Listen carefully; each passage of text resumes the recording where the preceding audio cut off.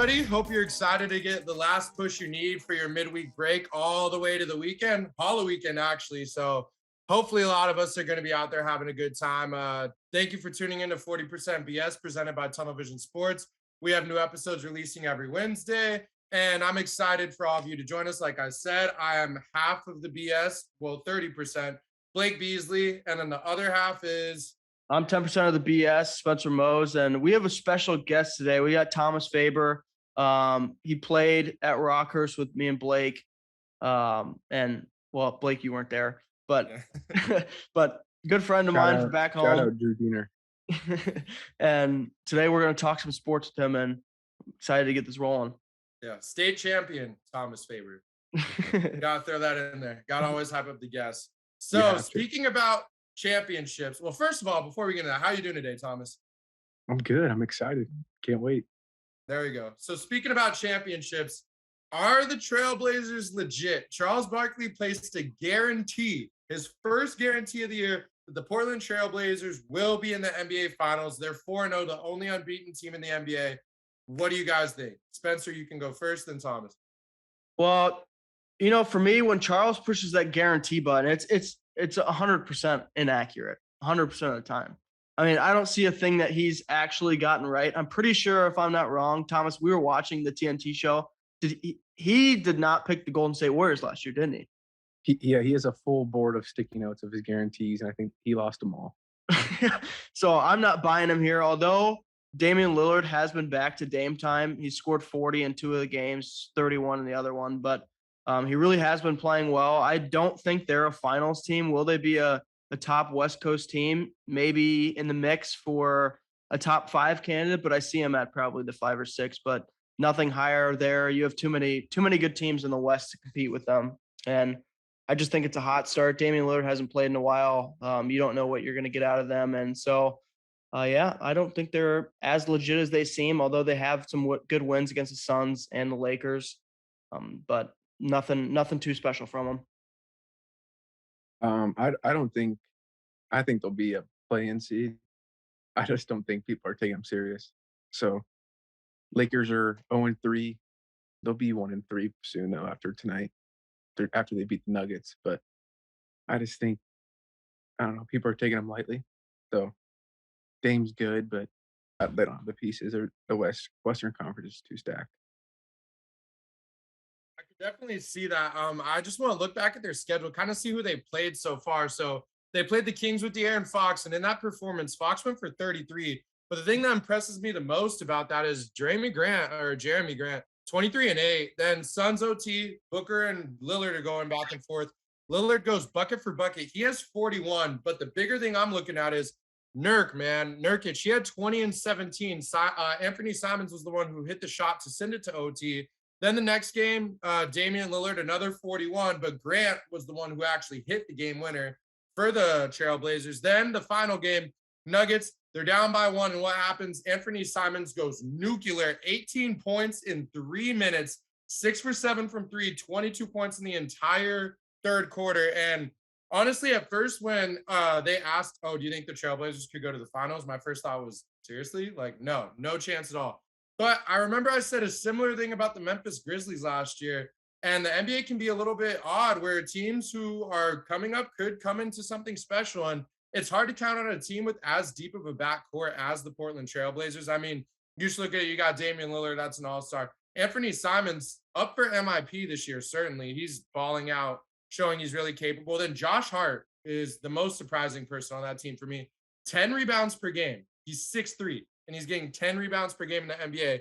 And you got Gary Payton Jr., championship pedigree. He's returning soon. And then Shaedon Sharpe, who's about 19 years old and is already averaging 6 points per game, is a freak athlete, was the number 1 player in the country at one point. So while I think they're a playoff team, maybe, but do I think they have the potential to scare a lot of people? And if they can keep this up, keep the type of camaraderie they got going with the amount of talent they have, they could maybe surprise a lot of people out there. Do you think if they keep this run going, they'll make a big trade at the trade deadline? I don't think so, just because they traded CJ McCollum last year, and like realistically, their pieces seem good, but like Nobody's gonna trade for Gary So Payton. like who's their two guy? They're Because two. the Western Anthony Conference, they Simons. got Morant, Desmond Bain, they got Murray and Jokic, they got Clay and Steph, Poole, you got D Book and Chris Paul and Aiton, you got PG and Kawhi. I feel like they need that second punch. Yeah, I definitely agree. I think Anthony could grow into that though, if need to be. Like he Yeah. definitely is in the same window as Desmond Bain. Yeah. No, I agree. I'm just looking at their schedule. The next upcoming, I mean, tonight, Miami. Then they got Houston, Memphis, Suns, Yeah, Suns, what do you Miami. think? Like, what do you think about tonight? I think the Heat take care of business tonight. I could see the Heat taking them out. I think it's going to definitely be an interesting matchup over there, especially with the type of depth that Miami has too. It'll be interesting because they kind of play similar ball. And I mean, eventually they have to lose. It is still early in the season. I remember, I think it was 2008 or 2009. The Houston Rockets started out the year 22-0 and missed the playoffs. Jeez. Do you think I think this will be their best defensive team that they face though, you know? I could definitely see Intensity that being. wise. Yeah, especially, I mean, Jimmy Butler is just such an elite defender down there, especially with a team that's so guard heavy. I could see them kind of coming down and disrupting it, especially, I mean, the Trailblazers are literally just built off their guards. But Nurk could sneakily get the better of Bam Adebayo, I think, honestly. That is true. That is, I despise Bam Adebayo, but I just don't think he can play defense. He doesn't show up in the big games. He can't score on bigs, and Nurkic is actually a very good big. And someone that I want to give props to is Jonas Valanciunas. I mean, what a man in the game yesterday! Insane. I agree completely. I like Jonas a lot. He's he's like one of those guys because he was a top pick. So it seems like, it seems like he's always underachieving, but then it's kind of interesting to remember. Well, he was, a top 10 guy at one point in his career. Yeah. Another person who was a top pick at some point in his career, Christian McCaffrey. Does CMC to the Niners make them a contender? What do you think, Thomas? You know, there's multiple coaches out there that will always make players better. Kyle Shanahan's one, Andy Reid is one. There's just they're just too good, and he has too many schemes and systems to make McCaffrey so good. Any running back you see with Kyle Shanahan, Elijah Mitchell, Jeff Wilson Jr., just a bunch of no names, he makes them better just because of his system. So I think he's going to thrive no matter what. I would have to agree with Tom right here. Although not many touches coming off his first game, pretty sure what was he there for a day and a half before he started playing. I think it's crazy he was able to get implemented in the offense this quick. And although they're running normal plays, not very at a high level, you see they had 62 yards, 3 first downs, and 10 touches. He's going to be a huge upgrade for them out of the backfield, as well as catching passes. And although people are really down on Jimmy G, I don't mind him as quarterback. You know what you're going to get. I mean, I'm pretty sure we've talked on the show that he's made it to a Super Bowl. Yeah, he's made it to a Super Bowl. He's an average quarterback, although his ceiling's not high. He's respectable. You know what you're going to get out of him, and he doesn't fall short much. So for Niners, they got Pro Bowl left tackle Trent Williams, Pro Bowl tight end in Kittle. They have Pro Bowl receiver Debo. Now they have Pro Bowl McCaffrey. They have a elite defense. I mean, Jimmy G's just got to be average, and they'll be good. Yeah, I definitely think I would call them a contender to go to the NFC Championship as of right now. Yes. Do I think that they are good enough to beat the Philadelphia Eagles? With me even just being straight up an Eagles fan, I would say no, especially with the acquisition of Robert Quinn earlier today. That was a big move by Philadelphia. The rich did get richer. And then overall, the question is, well, we know what we think of Jimmy G. What do the Niners think of Jimmy G? We got that answer. They traded away 3 first-round picks to try to replace him. They know at the end of the day that he is not the guy to get them over the hump. Jimmy G is not top 10 in any statistical category. And him being average is good enough, but is average good enough to win it all, which at the end of the day is the goal. Could I see them beating a Buffalo Bills right now? Honestly, I would say no, but I do think the defense is ridiculously underrated. Hufanga is the most underrated player in the NFC West to me, regardless of position by far. The offense for sure has the tools. I think this is going to add years to what CMC does because I feel like in Carolina, he had to carry the load a lot It's almost like overall he with a got lot too of many weight. touches. Yeah, Yeah. he'll be healthy, and you know, I would take Niners over Eagles just because, yes, Eagles are very good between the trenches, and secondary is with James Bradbury and Darius Slay. But I feel like, I don't know, Niners always pull it off. They're physical. Everyone knows that they're physical. Their O line won't get really bombarded by their D line, and they have Bosa coming back.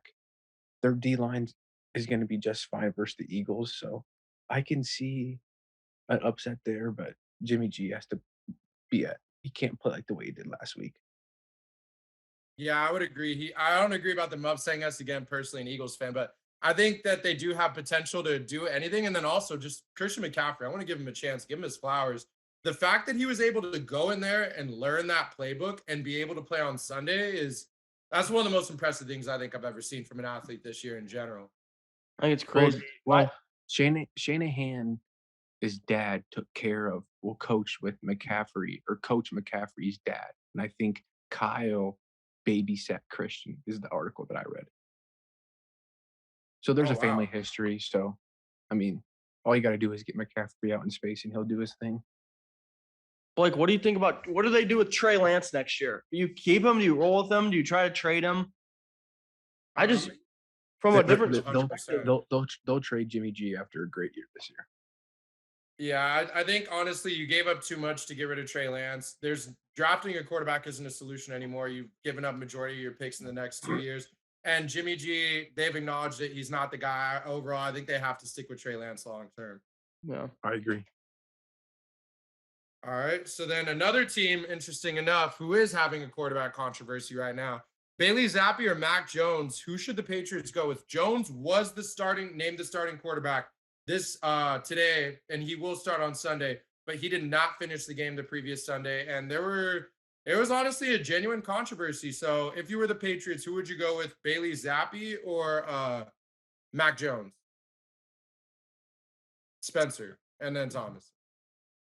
I think that just kind of based off everything that's going on in the NFL, you kind of have to stick with Mac Jones. I mean, again, like you said, he's a top draft pick, although he's maybe not getting the job done as well as other people in the league. I think you still have to give him the shot. It's like Dak coming back. Cooper Rush is playing really well, but you give it to the guy that is earning more money. And at the end of the day, I know we've talked about this a lot, but NFL is a business.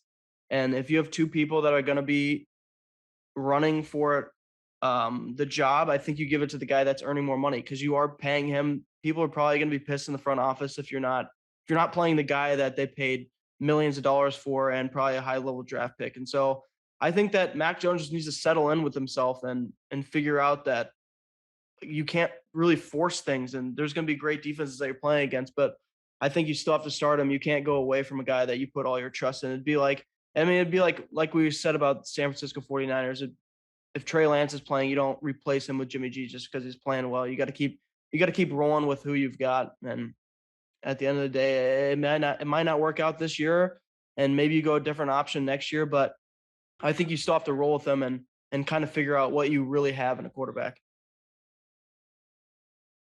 So I would agree with Spence. The more money. I mean, me and Spencer talked about it. They're playing Zeke more. They're giving Ezekiel Elliott more carries. Why? He's getting more money. Pollard is obviously the better back. He's more explosive. He's younger. He's faster. He's everything better. But Zappy looks better, more effective, more efficient in that offense. Now, they got a new offense coordinator. Josh McDaniels left. He's a genius as well. I put him up there with Shanahan and Andy Reid. But I just don't think it's just hard to trust Belichick. He'll pull something out of his sleeve. So if he starts Zappy, I wouldn't be surprised. But I think Mac should be starting next week. Trying to locate it right now. I don't know if the contract really plays into a factor for me, to be honest, because the big difference is Ezekiel Elliott, he's on his second contract. Dak Prescott, he's on his second contract. Mac Jones isn't in the top 20 highest paid quarterbacks in the NFL right now, which makes him, in all honesty, in my opinion, expendable. I will admit, I have been waiting for this day for 4 years, maybe 3 years, from the first time I saw Mac Jones take a clutch snap at the University of Alabama. I have been waiting for this day because I remember vividly seeing him. First of all, I'll come out and say, I'm not a big Mac Jones fan. I've never been a big Mac Jones fan, but I just remembered watching him play a game and I was like, oh, yeah, I definitely think that's a third round guy. So when he got drafted 15th overall, I was shocked. Last year when he was up for Offensive Rookie of the Year, I was shocked. I said I've been waiting on this moment, and then you gotta look at the fact is Mac Jones is 0-4 right now, or 0-3, 0-4.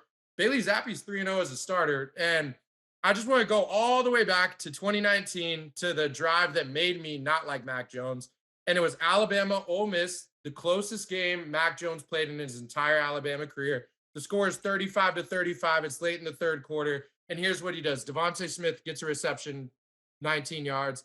Najee Harris gets the ball. Devontae Smith gets the ball. Najee Harris gets the ball. Devontae Smith gets the ball. Najee Harris gets the ball. Devontae Smith gets the ball. Najee Harris scores. Does that sound like Mac being great, or does that sound like him playing with the two best players in the country at their perceived positions? He just kept force feeding them. Mac went to the high school that had the most winningest coach of that past decade. Mac then goes to Alabama and plays with the only Heisman Trophy winning wide receiver in over 25 years. Then he goes to the NFL in Bill Belichick's system, and which is, again, he's just a system quarterback to me for the most part. I don't think Mac Jones makes people around him better. I think Mac Jones is better because the people who are around him. If you just look at the fact with Jacoby Myers, who I think is an elite talent or has the potential to eventually be an elite talent, it took 11 weeks for Mac Jones to throw him a touchdown, if I want to get that correct. Yeah, 11 weeks. Took Bailey Zappi 3 throws in that one game. Then the other game, it took him about 2 drives to get it. I don't know how you go 11 weeks without giving your wide receiver one a touchdown overall. I think Mac Jones is extremely expendable contract-wise. And also, I've just been waiting to tell people I told you so. So I'm riding with Bailey Zappi, man, which is, I never thought I would say that. So I mean, last year he took him. He was in the AFC East, and took him to the playoffs. I mean, yeah, he's been lucky. He has the winningest high school coach, like you said, winningest college football coach. Now, I think 5 or 6 more wins, and Belichick's going to be the winningest NFL coach. So yeah, that's luck. But Kirby Smart's only good because he gets 5 stars. Nick Saban's only good because he gets 5 stars. So you're gonna have to be a good coach. You're gonna have good players. And I think Mac gets it done, but I'm gonna give him the benefit of the doubt just because new OC. I don't even know who the offensive coordinator is at Patriots. I think he just gave it to somebody, and he's losing Mac. I mean, he's losing Josh McDaniels. So, I mean, he's in a completely new system. But I agree. I mean, Zappi's playing well. Mac feels the pressure, and Monday night, you could see that. Yeah, I think the offensive coordinator is Matt Patricia, if I'm not mistaken. Yeah, and he's a defensive. I mean, I know he was at the Lions. I don't know if he's a defensive guy or whatever, but I mean, I feel like anybody that plays for Belichick's going to be good. Yeah. And then now leading in, I have another question for you guys. So imagine this. You're exiting a game. You honestly didn't play your best. It was an off night. Let's say you shot maybe 0 for 5 from 3, something like that. You just weren't getting the baskets you needed. You walk into the locker room, and the first thing you see on the television is your teammate saying, I could do a better job of teaching him how to take care of his body. That'll be on me. I know y'all think it's funny up here when Thomas and Spencer talk about Popeyes. That's not what makes me happy to hear. He's supposed to be a professional athlete. Those are the words Karl Anthony Towns had for Anthony Edwards after an off night. What's your reaction to that? I think it's a bunch of BS. Yeah. I mean, if you're a pro athlete, like you've heard so many things. Marshawn Lynch, for example, he was taking shots before the games. I mean, he was eating so many Skittles, and he produces like no other. I think when you get to that point where you're burning so many calories, although eating in a diet may be the difference. What did DK came out saying he eats candy all the time too, right? Yeah. I mean, DK Metcalf saying he only eats candy. Yeah, I think it's kind of crazy. I mean, if people are burning, imagine how many calories he's burning a day just by running. Although diet is a huge thing, I don't think it's as big of them because they have such a fast metabolism that at the end of the day, it probably doesn't matter. he's producing for them. So keep going with it. I mean, why would you want to? If it ain't broke, don't fix it. Like he likes eating fried rats. yeah. Yeah, in all honesty, I think he had the right idea, maybe the wrong execution. I don't agree with what he said at all. I do think eating better could help improve you, but I also think that's more for some of the older athletes. Like LeBron had to change his diet around the age of 28, so did Cam Newton. Anthony Edwards is 23, man. Like he's still very young to where his metabolism is going to be working to where I don't think some Popeyes is going to be the reason why he only scored 9 points that night. Yeah. I mean, if you're talking about Tom Brady's over here eating Popeyes. I might be a bit more worried. But then again, he's not 45. He's not 40. He's not 30. He's I mean, and so look young. at Big Ben. I mean, Big Ben probably had a 12-pack after every game. So he's going to be a Hall of Famer. Yeah. Chad Johnson is You know? the big one too with the McDonald's where he had McDonald's all the time. My personal favorite athlete who would abuse food. Any guesses? He's a center. He's very prolific. He had an addiction. He had to go to therapy. I have no clue. Is it Kelsey or is it the Colts NBA center? center. Shaq. Oh, NBA. If Oh, it was Dwight Howard. football, I would go Eddie Lacy all day. But Was it Dwight Howard? it was Dwight Howard. That's what I thought. Yeah. So Dwight Howard had an addiction to candy bars where I don't want to do him any wrong. So I will Google the. Well, we can talk worse about Dwight Howard. So let's just keep it to the candy section. Yeah, I will find the exact candy addiction he had because I don't want to misquote him by any means. No, he wasn't addicted to drugs or alcohol or any illegal substances. Jeff Van Gundy's issue with Dwight Howard was he has on high 24 candy bars a day to be exact. What? 24. How does that even? Which candy bars? He said it would vary depending on the mood. I remember hearing an interview about it. Sometimes it'd be Skittles, sometimes gummy bears and packages, which he counts as a bar, and then also Snickers. But the most iconic one for me is his pregame meal. So Dwight Howard, early on in his career, he went for 40 and 20 one night. It might have been one of his first ever 40 and 20 performances. And what he ate before the game was McDonald's, first of all. He had 2 double cheeseburgers, a large fry, a small fry, a strawberry chocolate milkshake, and a large Coke. And he dropped 40 and 20. And he made that a tradition and ate that for an entire year. And that was the year he won Defensive Player of the Year. Well, didn't Embiid always eat a burger when he was getting stretched out on the trading table? Yeah. And this is why he's named Superman. Yeah. I mean, he could have had another career, like as a hot dog eater or something. Could he beat I think this should go viral. Could he beat Joey Chestnut in a hot dog eating contest? I would put Jokic up there too. No, I love him, but he's got to sneak in the conversation. I think with Joey Chestnut, no, but could you take just because that's like Joey's range? But if you take Joey, you hand them both candy bars, and it's 25-year-old Dwight Howard. There might be a run there. That might be like some Jordan, or we'll just say Allen versus Mahomes type battle going on. It's crazy. So if you throw, let's say you throw him in the hot dog eating contest right now, you take Joey Chestnut out, he's retired per se, whatever you're gonna do with it. What place do you think he comes in? Does he finish top 3? And how many hot dogs do you think he finishes? At Dwight Howard? In his prime, yes. And Joey Chestnut's not there. 35. You get 10 minutes. 35. I'll say 25 if he's just having a normal day.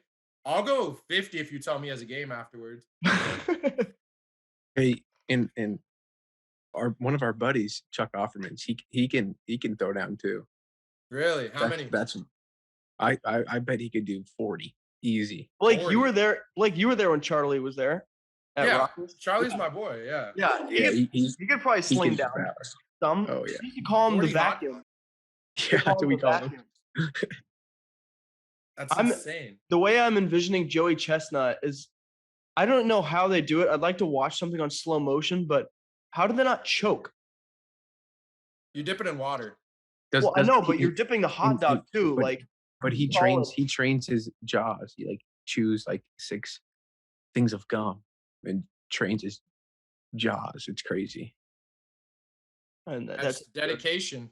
if I'm putting this in Anthony Edwards' shoes, I probably wouldn't be worried about it. But if you're in Dwight Howard's case, I probably would be worried about it. I mean, going back to 25, it was 25, right? A day? 24 candy bars. 20. I mean, that is straight unhealthy. Like to a point where it needs to be fixed. Yeah. Like Popeyes, okay.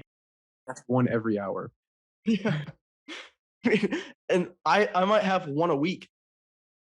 Yeah, the other thing I'm imagining too is just like Anthony Edwards walking in the locker room, just getting happy, ready for a game, just chilling, eating some Popeyes, and you could just see Cat in the corner of the locker room, just so frustrated. It must be that good because now you have Anthony Edwards eating it, and you had someone getting killed over it. Is he eating a Popeye sandwich? What's going on here? It's a little throwback. I wish we could get a little time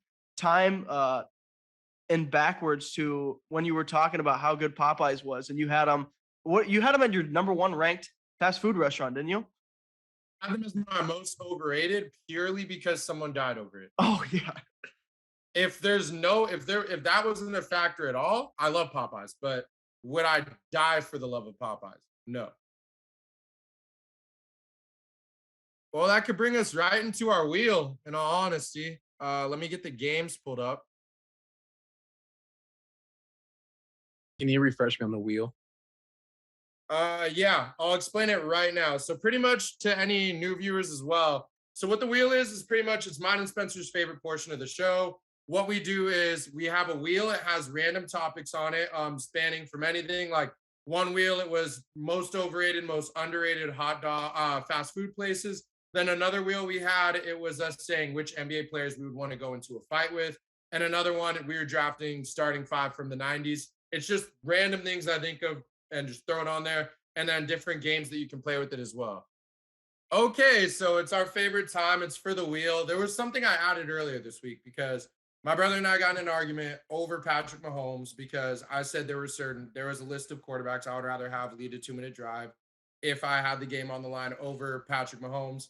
And our wheel ended up being 2-minute drive / game-winning shot. We'll go one by one and list who we would want to lead our 2-minute drive, and then we'll each draft a player, and we'll go position by position. The only difference is our topic today are rappers. So what rappers or people would you want? And then Thomas, you're our guest. You can have the first pick. So quarterback. Who's your quarterback leading your game-winning drive? Rapper. 2-minute drill. It has to be a rapper. Yeah, it has to be a rapper. Quavo. Ooh. Well, give me the breakdown. He's a lefty. He's got a gunslinger. And he was in Madden, so he's got to be able to ball. Yeah. Spencer? I'm going to have to go with Eminem. You would ask me why would I go with Eminem? I think that watching 8 Mile sold it for me. If you have not seen the movie 8 Mile, you don't know why I'm choosing this, but that rap might have been the greatest of all time. I mean, I can remember at a young age. So are you saying the defense is going to get a little confused when he starts rapping at the line? The defense might be a bit confused. He could be audibling, snap count might be off, but his QB cadence, we're going to get a lot of people jumping off sides and a lot of free plays going down the field. So expect him to take some deep shots. He was with Papa Doc there. He was just rapping out of anything. And I thought it was crazy. I love the movie, and everybody from the 313, put your hands up and follow me. You feel me? So you got to add that in there. Yeah, that's true. 313 and football are not really associated with winning, though. That's definitely a factor. But for me, I'd have to go with, well, first of all, 2-minute drive. If you don't have a lot of football experience overall, I would say the most important trait I would want from my guy is pure confidence, right? Because that's a big moment. You're sitting there, you're thinking, man, everybody's watching me. So who would I want except for the man who thinks he invented the internet? He thinks he invented an entire genre of rap. He thinks he invented anything you tweeted him. I got to go with my brand Soulja Boy. Every single time they go on there, he said, man, no, I invented this, I invented that. I'm going to go on there and be like, hey, Soulja, 2-minute drive, left in the game. Do you got this? Man, I was the first quarterback in NFL history to have a 2-minute drive. That's the type of energy I need from my QB. I need that confidence. I need him to not be shook. So that's what I need. All right, you're on the 1-yard line. Who are you going with? We'll open it up to genre of any music, not just rappers. Who's up now? I guess I'll go since I went last. We're on the 1-yard line, and I need a touchdown. This is not fat shaming. I'm saying this openly. It's not. I know who you're gonna take. I'm not taking Rick Ross. I know that's what you're thinking. I'm Taking who? DJ Khaled, man. Oh, Again, I need that confidence. He literally was crying in his last interview because he's like, I can't believe they ain't believe in us. I believe in you. That's why I'm giving you the ball on the 1-yard line. And you know what you're gonna do? If all I need, you know what I need? What do I need? Another one. I just need 1 yard. Another one. Just 1 yard. That's all I need from him. That's my man. Straight out the 305. I think DJ Khaled's getting it done for me. Thomas, who you got? It's you, Spence. We're going a little snake draft. Oh, Yeah. I'm going now. Spencer's I don't looking know. up the biggest. This one's rapper. hard for me. I was looking up the fattest rappers ever lived, but it didn't really work out for me. Off the top of my head, I was gonna go Rick Ross. He lost I weight, don't- man. What? He lost weight. Yeah. I don't know who I'm really gonna go with here. Nelly would be a good one. He has put on quite a bit. Well, not that. Quite You've a- seen The Longest Yard? I have seen him. He was nasty in that. He'd probably be, if I could arguably say who would be on the NFL, he'd be an Eddie Lacy. That's who I'm turning him towards. You know what? I'll take Nelly, but as my backup, this is like a little fast guy, Xavier McKinnon action for the Chiefs. I'll take a little baby Hey, it's out of the Jarek- backfield. It's not going to be a running play. It's going to be a It's fake Jarek. handoff throw. It's Jarek McKinnon. Jarek McKinnon. All right, I'm gonna pick. I'll go the baby. Short, stocky, fast, tough. He's just gonna put his head down and get that 1 yard. I respect it. All right. All Why? right, receiver. Receiver. Yeah, we'll go receiver. All right, I'll go with. Spencer can go first this one since I guess none of us have. He hasn't Let me gone go yet. second. I got to first. think of someone. I'm All gonna right, go second. Thomas, you got it. All right. I'll go with the. Man, I mean, business is always booming outside the hashes, right? So I'm gonna go with AB. Oh, You're that's going to take good a one. rapper. He is a rapper. He is a rapper. Oh, come on. All right. If we're going That's that nice. route, then That's nice. then I'm running trips to the right. I'm gonna get the Migos. That's I'm running- 3. Trips to the right. Hey, but I got Quavo. Yeah, you can't have Quavo on your Oh. squad, man. I'm trying to think of. I might have to Snoop Dogg? go. I might have to go with Chris Brown. Very, Okay. very smooth guy. You know, just likes to get it out there. Very smooth, gets it done. Reminds me of almost like a Terrell Owens. He just kind of glides with the air. Very smooth. And then once he gets in the touchdown, he does a little TO celebration. You feel me? It's not anything near what Terrell Owens does. Terrell Owens was kind of a hothead, but just moves at a fast pace. I love Chris Brown, a little sleeky smooth. He might block for a second, then go out for a fade. And not sure how tall he is, but I want to say he's like 6'4", 6'3". So Chris you think his 6'2"? dance move? You He's think like his dance move? 6'1". Yeah, he's Un- barely 6'1". His dance move is gonna just break the corner's ankles or something, huh? Yeah, I mean, maybe as a secondary pick, I'll take Michael Jackson. Not sure if you can count him as a rapper, but he'll moonwalk all over you. It'd be like, what is it? The walking ball that they play, walk ball. Yeah. Have you ever seen that, Blake? footwork. I've Yeah. seen it. I'll take Michael Jackson with the moonwalk at a 5-yard out. I'm torn between two guys. One I've never listened to before, but I've listened to one song. I know who he is. He's just not my cup of tea, but I'm shocked at how tall he is. I tried to Google tallest rapper. Shaquille O'Neal pulled up. I'm not doing that. But do you guys know who Young Gravy is? Yes. Yeah. Young Gravy's 6'6".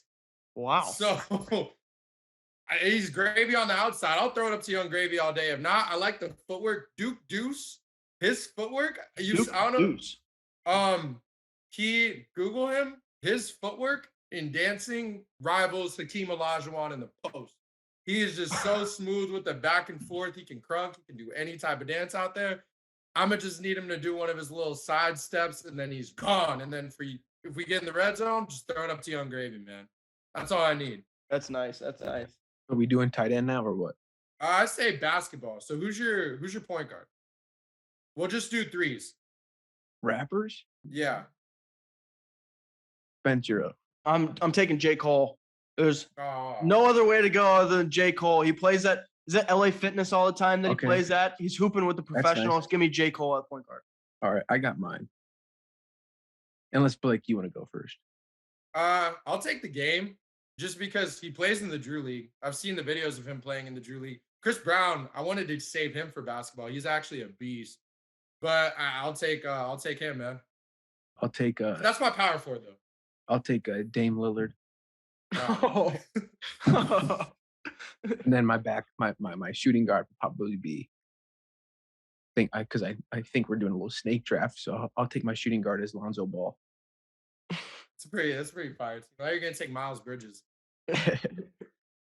Can you consider him in the NBA right now? Is he a reliable pick? He's definitely more of a rapper than he is a basketball player at this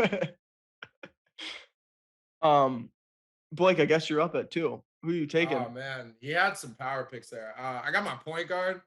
He played college basketball at USC for a little bit. Actually, Lil Romeo did, but I'm not taking Lil Romeo because Wait, I thought your point guard's big game. nah, the game is my forward. My point guard I got to rock with is one of the best point guards I've ever seen, honestly, play. What he did with the Los Angeles Knights. I saw him shake up Michael Jordan.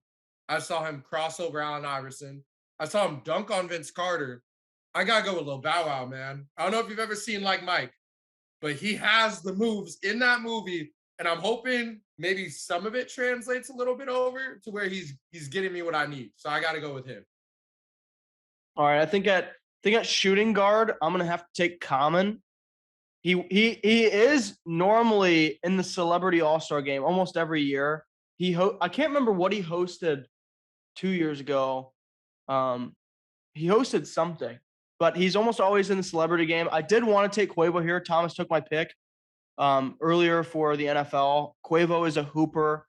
I'm pretty sure he's always in the Celebrity All-Star game, right? And he trains with Chris Brickley too. Yeah, he's really good, but I'll take Common. And then at my power forward, I don't really have anyone that I have in mind. I'll take me and Thomas's favorite rapper is K Camp, and I don't know if he's more of a rapper or an R&B artist, but the guy can absolutely throw dimes just like he throws lyrics around. So I'll take him out of shooting guard. Maybe him and J. Cole will switch, and I'll have K Camp as my point guard and J. Cole as my shooting guard. But the way he spits lyrics and the way he gets you in his feels, I mean, it's just like you're going with the motion of the ocean, baby.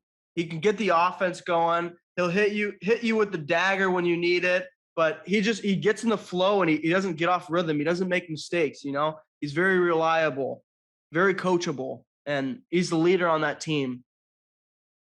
I'm probably gonna go with a forward here. That's Snoop Dogg. I mean, I got Dame pulling up from the logo.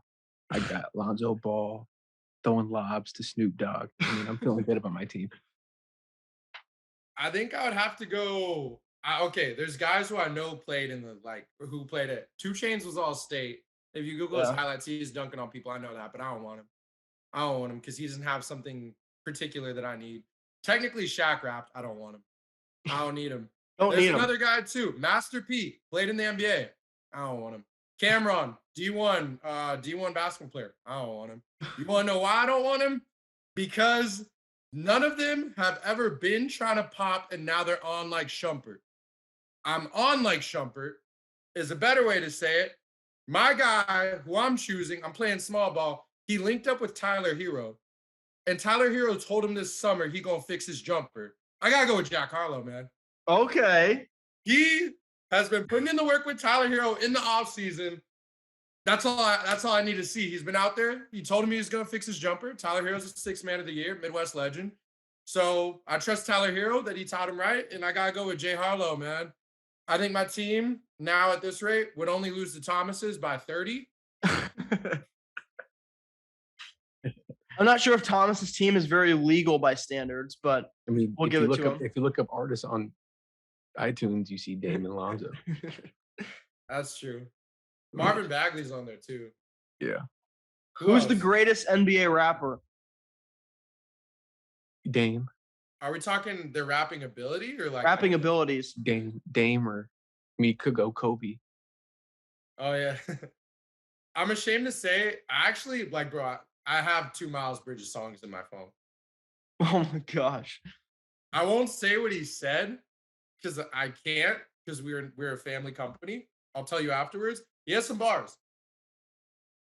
Oh, Anthony Edwards can rap really well too. Yeah. What? He's from Atlanta, right? He's from Atlanta, right? Yeah, he freestyles. Yeah. If I've had to say the best rap I've ever heard in the history of sports, although I hate Oklahoma and Oklahoma football especially, the rap that they gave after beating Nebraska, what was it? Probably 20 years ago. Kelly, bro. Malcolm Kelly absolutely did that dirty. I don't know if we can put that in on the show. Hey, he somehow coached for TCU, and he just did a rap for TCU too. Yeah, I saw that after the win. Yeah. I'm not lying when I tell you I know literally everywhere. Are you serious? I memorized it when I was 8. I thought it was the coolest thing I've ever seen. I wish we could play that. If someone could play that in the background right now and show the fans what they're missing out on. It's an absolutely great song. Although they beat the Nebraska Cornhuskers, I still love the rap. I know that's fire. Unless if anybody else has anything they want to say, my final remarks is, hi Roseman. It's a long time coming. I'm sorry. I know you never met me. I've not said the best words about you from the ages of 11 to now. Robert Quinn was the final straw.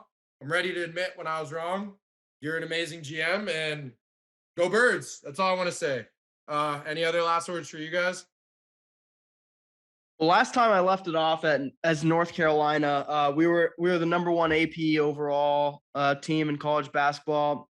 I'm gonna hammer that home until everyone in the audience becomes a Tar Heel fan. But I mean, the Warriors are really struggling on defense. A team that I love to watch. Draymond Green playing decently well, but the Warriors' defense is really horrific. I think they've given up 70 points in 4 straight games in the first half. I mean, if you want to be a contender again this year, you're going to win on defense, and they're really not playing that at all right now. But I want to see them turn around. An awful game last night against the Suns. I had to turn it off and stop watching. I couldn't take it anymore.